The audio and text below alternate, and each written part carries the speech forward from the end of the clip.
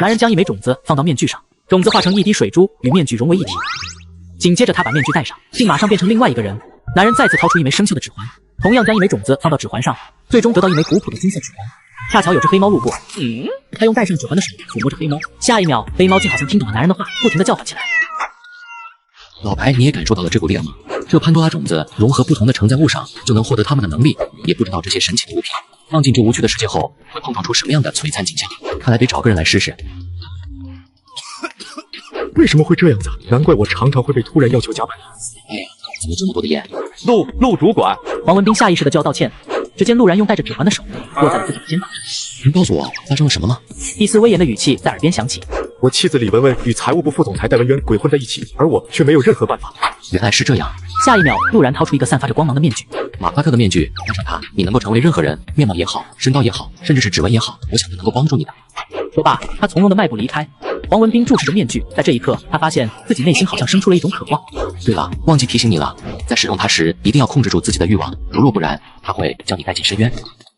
昏暗的楼梯口，黄文斌将面具轻轻附在脸上，脑海里浮现出的是戴文渊的模样。下一秒，感到一阵刺痛。刚才发生了什么？我怎么变成戴文渊了？这怎么可能？欲望点数加100，已制作潘多拉低位阶3001马夸特的面具，高位阶0001禁忌指环，潘多拉3阶种子剩余2。宿主只要不断的汲取欲望，收取灵魂，就能够通过系统兑换出更多的潘多拉种子，从而制作出一件又一件具有神奇能力的道具。现在马夸特的面具已经送出去了，接下来还是要想办法继续寻找能容纳第3位阶种子的道具。与此同时，黄文斌将面具接了下来，变回来了。他突然好像想到了什么，面孔浮现出一抹扭曲和病态的形状。谢谢你，陆主管。宝贝，昨晚我厉害吗？哼，讨厌。文斌啊，怎么了吗？戴总，我身体有点不舒服，想请半天假去医院看看。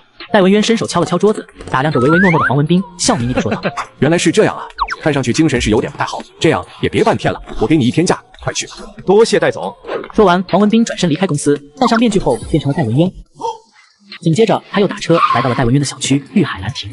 这就是航城牌的上号的豪宅啊，我一辈子也买不起，怪不得那婊子会看上戴文渊。戴总，您怎么这个点一个人回来了？没什么，有一份重要文件需要回来取一下。黄文斌强装作镇定，他装作戴副总的姿态，没再多说，向家走去。老公，你怎么这么早回来了？黄文斌看着眼前贵妇气质的女人，自己披上了总裁的面具，而总裁的妻子却喊着自己老公，这是一种让他疯狂的感觉。老公，你不舒服吗？怎么这么多汗？他内心的野兽像是被唤醒，下一刻再也克制不住。黄文斌将他扑倒在沙发上，两人进入长时间的深入交流。过了许久，张美静半眯着眼睛，慵懒地倚在丈夫的怀里。今天怎么这么厉害？我都有点痛了。张美静的声音里都流露出满足，像是猫一样。黄文斌打量着这一套他一辈子都买不起的豪宅，眼神不断涌出的贪婪吞噬。凭什么我不能拥有这样的生活？这小子是在干什么？这一会的功夫就已经增长了1000点。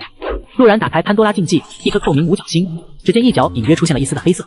不管是什么位阶，每一尊潘多拉都有3颗星的潜力，需要不断的灌注欲望，甚至是灵魂，方能成长到该位阶的极限，拥有真正的全能。黄文斌，你的人生会走向何处呢？或许很快就会出结果了。写字楼休息大厅里，青年咽了口唾沫，敬畏地看向陆然。看来你对于我给予你的面具还算满意。陆主管，我感激您给予我的道具，要不是因为您，我这辈子都得憋屈着，我这辈子都不能完成这样的一场暴富。您可能不知道，家里能帮我在杭城买房不容易，但是那个婊子毁了这一切。你放心，面具给了你，在你死亡之前就都会属于你。谢谢陆主管，我更不会管你做什么，世俗意义上的好也好，坏也罢，既然把它给了你，往后都与我再没有干系了。陆然平淡的目光扫了一眼，认真的说道：“只是我需要告诉你的是，它叫做马夸特的面具，同样还叫做潘多拉。你距离深渊越近，魔鬼就也离你更近。不要让欲望脱离你的控制，这是你与魔鬼斗争的唯一武器。好了，今天到这里吧。”潘多拉，黄文斌内心被能够完全支配马夸特的面具所带来的喜悦占据了所有的想法。就在此时，怀里的手机打断了他的思绪。老公，你下班了没有？晚上想吃什么呀？不错，你最爱吃的蒜香排骨吧，再来一个长豆角烧茄子，怎么样？温婉的话语声透过听筒传了出来，而黄文斌只是一脸冷淡。好。老公，你怎么好像心情不太好？没什么，我现在就回去。老公，你回来了，还要等一会哦。最后一个菜了，你先洗洗手。我给你削了一个苹果，你先垫一垫。女人说完，转身进了厨房，而黄文斌看着眼前的这一幕幕，越是温馨就越是愤怒。他走向厨房里的妻子，猛然张开了手，竟一下子死死地掐向了他的脖子，窒息和恐惧开始笼罩在他的心头。喂，为什么？为什么？你还问我为什么？你们把我支出去的时候，怎么没问我为什么？我在加班的时候，你这个婊子又在干什么？是你毁了这一切。不知过了多久，女人没有一点吱声的栽倒。喂，爸，我对不起你们，以后就当没我这个儿子吧。对了，后面我会想办法给你们弄一笔养老的钱，这一笔钱你们谁都不要告诉，也谁都不要给。做完这一切，黄文斌一头扎进了夜色里。与此同时，陆然正在救火交易市场寻找能容纳第3位阶种子的道具，同时也透过潘多拉的联系，亲眼的见证着女人的死亡。老板喜欢这个娃娃，您眼光真好，这可是我从一户大户人家手里收来的。见陆然的目光一直停留在洋娃娃身上，小贩搓了搓手，热情的继续开口说道：“5000块钱，您带走。”陆然回过神，关掉了系统。不用了，谢谢。老板，您别走啊！您要真喜欢，就当交一个朋友。50块钱，您拿走。能够承载种子的物件，往往有过不同寻常的过往，一般都浸染了曾经主人最炙热的情感、渴求、执念，又或者它本身的存在就是一种象征一种地位，受到长久的供奉熏陶。此时，路边的古董店内，一层淡淡的红色光芒闪过，吸引了陆然的注意。他毫不犹豫地走了进去。第3位阶的承载物是一柄极精致的西方古罗马式银质发针，而且发针的尖部还有一抹暗红色。这难道是血吗？老板，这一枚发针怎么买？那个你得个2000块钱好啊。行，你帮我包起来吧。收到了一件承载物后，陆然没有过多停留，满意的回到家里。你怎么来了？好吧，好吧，我们一起来建成。下一秒，一枚散发出妖异光芒的种子凭空出现。在见到这一枚种子时，飞猫开始躁动起来。老白，你不要着急嘛。男人只是看了一眼照片，然后将一枚种子放到面具上，待两物融为一体，再把面具戴上，竟马上变成照片上的人。男人又取出一根发针，将之靠近种子，发针与种子再次融为一体。恰巧飞来一只蚊子，男人将发针刺进他的心脏，蚊子瞬间变成了干瘪的尸体。紧接着，男人把发针吸取的精华滴进一只已经没有生命的鸭子上，随后他竟张开翅膀飞了起来。您获得3002号潘多拉，使用者将3002刺进目标的心脏，它能够榨干目标身上每一滴的血液，萃取出一滴生命的精华。使用生命精华能使宿主返老还童，青春永驻。请您为3002号潘多拉命名。既然能返老还童，像少女一样充满生机，那就将它命名为莉莉丝的血针吧。恭喜宿主命名成功，3002号潘多拉，莉莉丝的血针。老白，你身上拥有承载凝结种子的潜力，再等等。话音刚落，飞猫身上就被红色的光芒所笼罩。而另外一边的小宾馆里，喂，戴总，是我，黄文斌啊。下一秒，中年男人的五官诡异变化成了青年的脸庞，而戴文渊在接到电话后，脸色瞬间就沉了下来。老公，是谁啊？没什么，公司出了点问题，需要我临时过去处理。这么晚了，还要去吗？放心吧，应该要不了多久就能回来了。阿叔，水木清华苑4栋602，是这里吧？是水木清华苑602，谢谢你呀，同志。我打儿子的电话也没人接，打儿媳妇的电话也没人接，肯定是出事了。阿叔，没人开门啊！就在此时，隔壁的住户闻声而来。之前我听到里面隐约有咆哮声，不知道发生了什么。两个警察对视一眼，二话不说的破门而入。走进屋里后，一眼便看见了倒在厨房地上的死了。同志，您看到我儿子儿媳没有？他们没事情吧？同时，黄进宝安抚着妻子，没事的，儿子他们肯定没事的。另外一边，戴文渊开车来到公司附近自己租的公寓。什么臭虫也敢威胁老子？他黑着脸来到自己的公寓，可他刚要开门，突然一道影子出现在他的身后。你干什么？装神弄鬼的！戴文渊被黄文斌吓了一跳，不耐烦地走进了屋里。说吧，想要多少钱？紧接着，他又点着一根烟，喋喋不休地继续说道：“妈的，你们夫妻俩不是在给老子下套吧？你故意让你老婆来勾引老子。”黄文斌从口袋里掏出一根绳子，没有一点犹豫，便套上戴文渊的脖子，竟一下子把戴文渊提了起来。他只是挣扎了一会儿，便没了气息。黄文斌带着一些癫狂，直到完全变成后者。以后我就是你，你的老婆就是我的老婆，你的儿子就是我的儿子，你的钱就是我的钱。3月10日晚上9时许，我局接群众报警，住户李文文女，26岁死亡。经调查，其丈夫黄文斌男，26岁，有重大作案嫌疑。目前黄文斌正处于失联状态。陆主管，陆主管，小雨啊，早上好。陆主管早上好啊。对了，陆主管，一大早公司就来了2个警察。我跟你说，好像是我们公司的一个同事把他老婆嘎了，现在警察来询问情况呢。原来是这样啊。陆然平静地来到办公室，打开潘多拉笔记本，紧接着他又在马夸特的面具的页面下记录着数据。毕竟任何一件潘多拉都绝不会只拥有一任主人，而他就是这些主人们的观察者。黄文斌，马夸特的面具的第1位主人。接下来需要观察的就是，当唯物主义的世界第一次出现拥有不可思议能力的道具被官方发现后，到底会引起什么样反应？这个世界终于要变得有趣起来了。创维科技32层披上了戴副总人皮的黄文斌，正用一种贪婪的目光一寸寸扫视向这一间宽敞奢华的办公室。这一切以后都将属于我的了。门突然被敲响，他整个人瞬间紧绷，好一会后，他才控制住神情。进。只见一位白丝女秘书脚踩着高跟鞋走了进来。魏总，楼下有警察想要进。什么？好像是我们公司的那位黄文斌出了事，警察来问一问相关情况。这么快？不对，我现在是戴文渊，是创维科技的副总裁。你就说我不在公司。好的，知道了。郭秘书转身走出了办公室，而黄文斌的目光随着他扭动的臀瓣移动着。也不知道戴总和郭秘书有没有什么关系。下班后，黄文斌开着车离开公司，忽然他像是察觉到了什么，车窗外陆然站在路边，只是一个注视，披着戴总皮囊的他已汗流浃背。他到底是什么人？他只感觉眼前这个城市开始让他觉得陌生。不管他是谁，他都是改变我命运的恩人。黄文斌踩下油门，发动起车子，飞速离开。没过多久，陆然来到了江浙大学第一附属医院。这里的空气里弥漫着不甘的味道。先生，已经过了探视时间，有什么需要请您预约，明日再来。陆然目光看向走廊的另一端，把玩着右手的指环，然后用温和的话语问道：“最里面的那一间，门口守着保镖的病房，住的是谁？”护士像是在面对古代的君王，下意识地低下了头。那一间病房住的是沈南师，沈老爷子。杭城本地有名的望族大慈善家沈南石吗？他阔步走向病房，而门前的黑衣保镖早早的就将目光盯在了他的身上。开门！陆然用一种命令的语气说道，而黑衣保镖没有半点犹豫，竟恭敬地让开了身子。是。你是？病床上，沈南石声音沙哑，那所剩不多的生命力在疯狂地流逝着。紧接着，陆然拿出一只木盒子，它叫莉莉丝的血针，使用它可延长你的寿命，逆转时间的痕迹。他将木盒压在了沈南石干瘪的手边。我等你来找我，记住了，我在创维大厦。说完，他便转身离开。沈南石眼神露出渴望，看着如血水一般的光芒自木盒的缝隙间一层层的流出。与此同时，杭城刑警大队警察们聚在会议室里分析着案情。奇了怪了，这黄文斌就像是凭空消失了一样。我看过他的资料，26岁，江浙财经大学毕业，过往经历里没有反侦查方面的技能表现过。马队来了，老刘，这马队来了。话音刚落，两名中年男人走了进来。这次的这个杀妻案在网上的热度被一些个女权营销号推了出来，现在热度越来越高，上面要求我们以最快的速度把嫌疑人抓捕归案。身穿长官制服的中年男人目光在众人面前扫过，继续严肃地说道：“我把咱们市局刑警队的马神探请来协助我们破案，你们好好配合。老马，接下来交给你了。”说完，男人转身走出了办公室。你们谁报一下案情的资料？马队相关部分的监控都在这边。马安邦目不转睛地盯着电脑画面。我们猜测黄文斌应该是从小旅馆内打开窗跳出去，通过漏洞间隙逃走。不对。马安邦盯着屏幕摇了摇头，好像发现了什么。他不是从这走的，你们看这里，他在便利店停留，是故意要出现在监控里给我们看的。当画面来到黄文斌进入小旅馆，没多久后，一位身材发福的油腻中年男人从宾馆里走了出来。这个是谁？把他进出宾馆的监控调出来。年轻的刑警寻找起了额外的监控片段，没多会，视频中年人进入宾馆的画面出现在大家的眼前。原来如此。马队，你发现什么了？马安邦没有回应。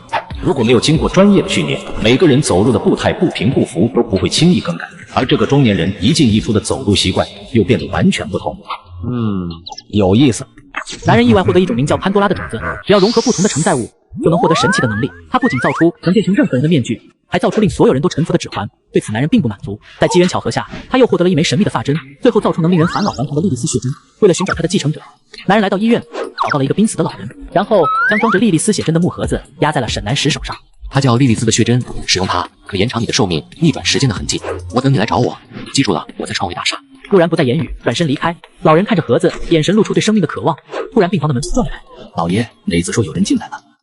他还说不知道是为什么，那个人让他开门，他下意识就开了门，好像拒绝不了了。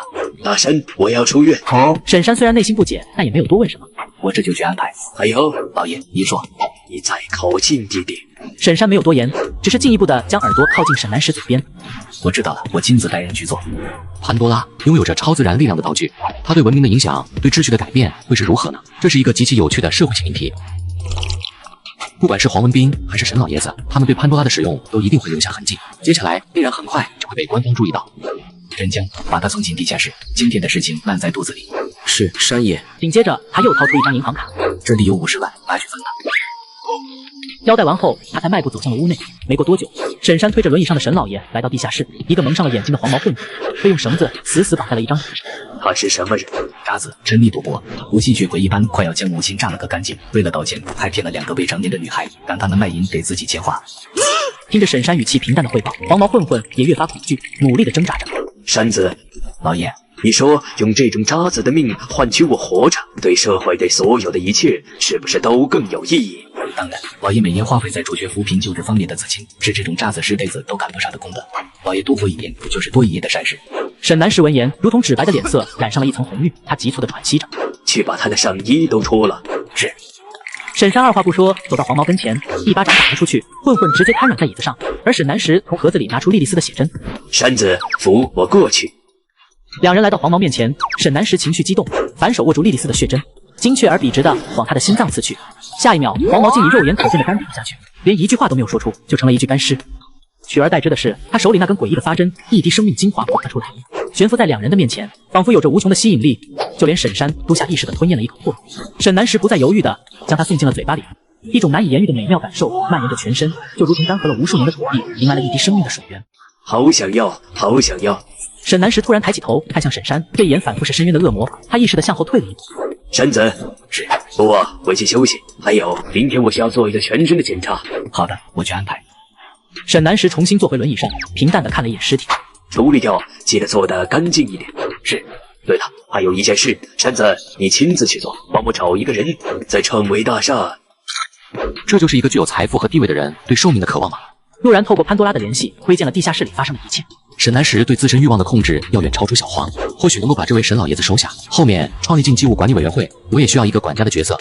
沈南石是个不错的人选，当然，如果他不失控的话。自得到潘多拉竞技以来，陆然就一直考虑这件事，吸纳一些真正优秀，而且能够最大程度上保持助理性的潘多拉使用者们。沈南石，希望我没有看错你。第一日一早，沈老爷子的主治医生看完他的体检报告，不可思议地说道：“怎么可能？老爷子身体各方面的数据至少回归了去年这个时候的水平。老爷子出院以后是又得到了什么治疗吗？”是请了一位京城来的老中医。见他还想继续询问些什么，沈山打断了他：“赵主任，没事，我们先回去了。”电梯里，沈山把刚刚医生的话再次复述了一遍。1年前吧。还有老爷，您要找的人也已经找到了，在创维科技研发部，在公司的口碑极好。除此以外，看上去是个没什么特别的上班族，没引起谁的注意吧？你放心。很好，等这位先生下班了，你和我一起去拜见他。知道了，需要准备什么东西吗？暂时不用。好的。山子，你说这个世界上真有神魔一样的人物吗？同一时间，航城银行贵宾间里，台面上放着200万现金。戴总，您要的钱已经点清楚了，请您过目。帮我把钱都放进行李箱里。好的。没多会，黄文斌拉着行李箱出了银行。回到公司后，他终于按耐不住兴奋。过瘾！这下留给爸妈的钱总算解决了。进来。戴总，这是上午的文件，请您过目。他只是看了一眼文件，然后就目不转睛地盯着郭秘书。也不知道那该死的戴文渊和这位郭秘书有没有勾连，最好是没有。小郭啊，帮我去那边拿一盒茶叶，顺便冲一下。好的，戴总。当郭秘书转身去泡茶叶时，黄文斌用手摸向他的臀瓣，感受到温润感的刹那，郭秘书的身体下意识一颤，躲闪开来。戴文渊没碰过。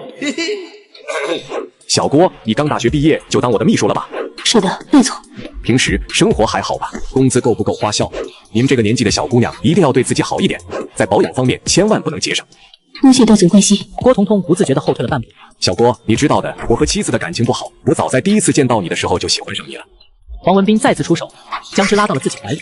小郭，你应该值得更好的生活。我每个月额外给你10万，不，每个月给你15万。我给你租一套平层，再给你换一辆车。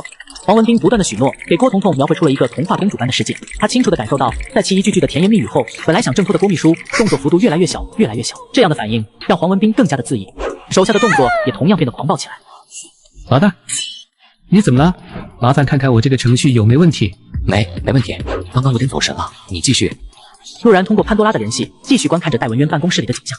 好像有一些疯狂，是负面效果吗？放大和推动了黄文斌心里原有的情绪，看来会比我想象中的结局还要来得更早。男人获得一种名叫潘多拉的种子，只要融合不同的承载物，就能获得神奇的能力。它不仅造出能变成任何人的面具，还造出令所有人都臣服的指环。然而，这一切很快就引起了警方的注意。马警官，我们戴总不在公司，你请回吧。说完，他转身离开。马安邦注视着郭彤彤的背影，下意识地思考了起来。看来是不久前确立的关系，竟然在逃避见我。紧接着，马安邦找了个不会引起任何人注意的位置，准备守株待兔。没过多久，戴文渊和郭秘书两人一前一后出了大厦。马安邦看着戴文渊的背影，眼神里充满了不解和疑惑。不可能，这绝对不是所谓的易容，也没有任何一个人皮面具能达到这种程度。你好，请问有什么需要帮助的吗？没事。那就好，我刚刚看你身子都在颤抖着，还以为出什么事了呢。陆然目光在细细地打量着眼前的警察，或许他就是这个世界上第一个发现潘多拉的官方人士。是发现什么了吗？没什么。这小子是谁？看上去很温和，但又有着敏锐的洞察力。抱歉，我先走了。好，陆先生，你是？我家老爷是沈南石，他吩咐我来拜见陆先生。那他怎么没来？还请陆先生原谅。老爷说陆先生大隐隐于市，他担心贸然出现会影响先生的生活。如果不会叨扰陆先生，老爷现在就过来。倒是有心啊。我家老爷就在外面候着，如果先生不介意，还请先生一步。走吧。车子平稳地攀行在闹市区，来到一座古村落前。不知道合不合陆先生胃口？这家桂香参房是一家不对外开放的私房馆子，由传承了数代的老师傅出厨。陆然没有说话，只是点了点头。陆先生，昨日见到您后，我方才知道这世间原来还有这般神奇的一列。陆然端起茶盏，抿了一口，他自然看出了面前这位老人的试探，也不遮掩，笑意盈盈地说道：“看来你已经使用过潘多拉了，效果还满意吗？”潘多拉？难道是一个传说人物？那您方才所说的潘多拉是为何意？往后的时日里，会有越来越多的人发现他，得知他。沈老爷子即使使用了发针，不知可察觉到自身有什么不同。陆先生，我瞒您说，我好像在渴望蓄意，虽然幅度并不巨，但我需要克制住心理滋长出的暴虐。这就是了，你打开了潘多拉，便等于被深渊注视，只有控制住自己，方能享受为力。感谢陆先生，让我能延续生命。不用谢我。下一秒，陆然手中的指环霎时间，在两人眼前的这位青年变了，像是一位至高无上的陛下，俯瞰着生灵，如同深渊一般的威严。沈南石愿追随陆先生左右。正好，我需要一个管家，直到你失去控制那一天，就由你暂代这一职吧。多谢主人赏识。主人，蛮奇怪的称呼，还是叫我陆先生吧。突然一阵青铜的钟声响起，吸引了陆然的注意。他闻声而去，在不远处靠墙的一侧是一排赵国古时常有的乐器编钟，上下分为3层，摆着不同大小的青铜钟器。而在其中一只约莫巴掌大的青铜钟上，熟悉的光芒闪过。陆先生怎么了？南石，第一排由左往右，第3枚铜钟你帮我取来。交给我吧。陆先生先到车上等候，我这就去给您取来。好，我在车上等你。沈老，我们家老板得知您晚上来了，让我一定要招待好您。我原本还想亲自到您屋拜访的，得知您在宴请贵客，才做的罢。劳烦孟小姐了，替我向贺老板讨要其中一件。第一排由左往右，第3枚铜钟，搜沈南石，欠贺老板一个人情。我知道了。老爷，这一次是个女人拿了38万8的猜疑以后离婚，在夜店撒了很多钱，这个是在高空酒吧被很多人知道。只见地下室中间坐着一个被蒙上眼睛的女人，沈南石眼神里闪烁着渴望，在他看来，这是延续生命的珍宝。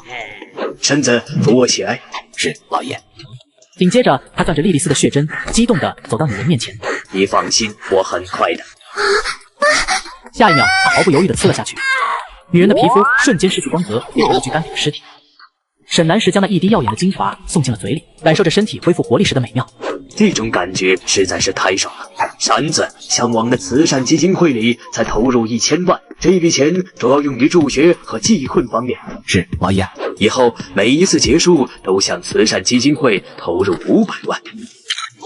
能够让衰老的身躯逆转时间般重新恢复活力，这该是一种怎么样的诱惑啊？陆然透过潘多拉的联系，亲眼窥视着又一条生命的消逝，目光没有一丝的波动。紧接着，他又拿出1枚巴掌大的铜钟，轻轻摇晃起来，铜钟发出了一阵清脆悦耳的声音。这一只铜钟的年代大约是在唐朝，不是那一套编钟里的。不知道这一次会是什么样的能力呢？